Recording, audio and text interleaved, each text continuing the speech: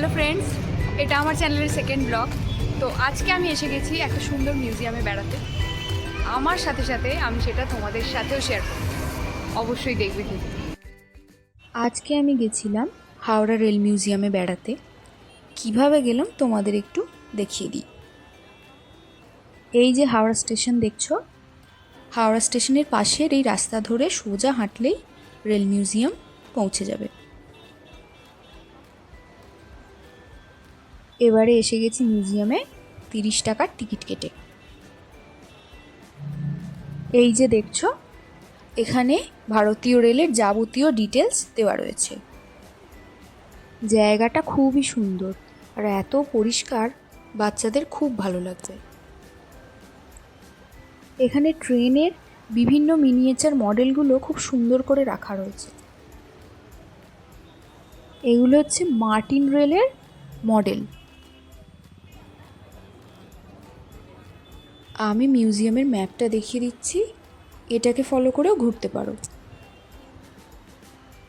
আর এই যে দেখে নাও মিউজিয়ামের পুরো ভিউটা।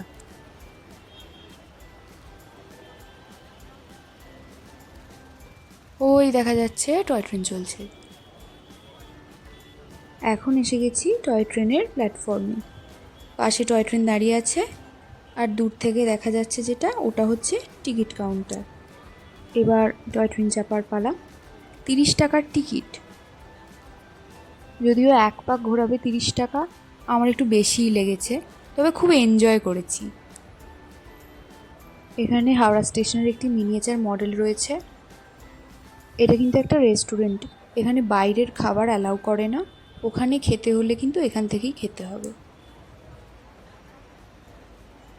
চারপাশটা এত সবুজ, দারুণ লাগছিল।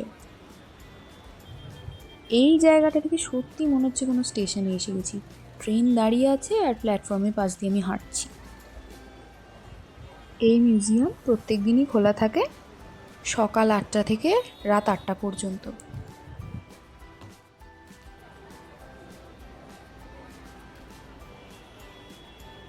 আজকে জার্নিটা এখানেই শেষ হচ্ছে, আবার অন্য কোনো একটা জায়গায় তোমাদের সাথে দেখা হবে।